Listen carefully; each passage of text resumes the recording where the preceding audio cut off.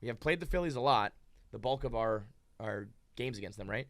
And we've handled our business. Like, things could be very different, like, later in the summer. But to handle one of your division rivals the way we did in the early going is Pete just – if Pete unlocks the polar bear, like, for real, watch the fuck out. Lindor hitting well again. Marte even, like, it just – even when you start to dip, it's a normal, natural slump, and then – right back and your up. Pitching always keeps you in. And again, Max didn't have a great game, but he still got you to where you needed to be. And it's so the dead balls plus the cold weather, it just is so fucking frustrating. Some of those dead balls. It's gonna be what it is. Literally, like it looks like they hit a fucking Wakanda, like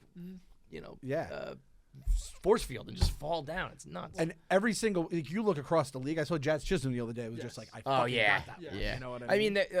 So interesting. I didn't realize this. I read an article about Eric Chavez, and he was saying, like, we're looking at exit velocity and angles, and these balls are home runs, like every other time, and now they're not. So, like, something physically is going on. And then he said he heard whispers and rumblings that said, check the balls on Sunday Night Baseball. Be ready. Those balls fly.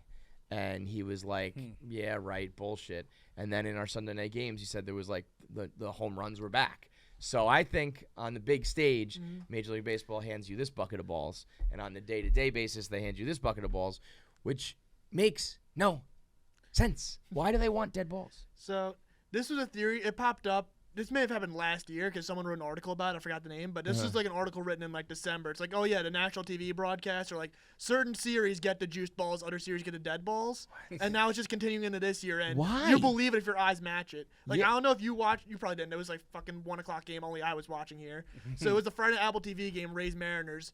I definitely wasn't. I thought you were on the Mets game. I was like, I was probably watching it, dude. A Rays Mariners game, no fucking shot. It was like Jared Clinic hits a home run in like the 8th inning at one deep, and then Manuel Margot hits a home run in the 9th, and Eugenio Sparks hits a home run in the 9th. Sunday Night Baseball? This was Friday Night Baseball on Apple TV. So I was like, look at the Apple TV broadcast. Even they're hitting, like, those are juice balls. Like, I feel like Apple's like, give us the good balls, bro.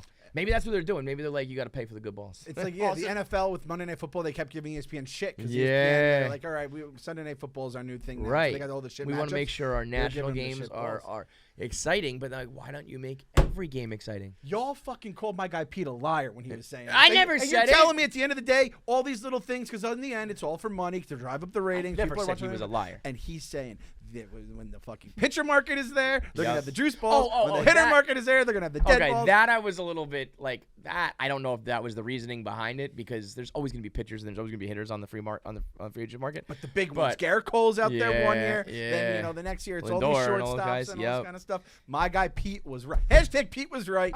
Killed Frank was wrong. Fucking Frank fact checker.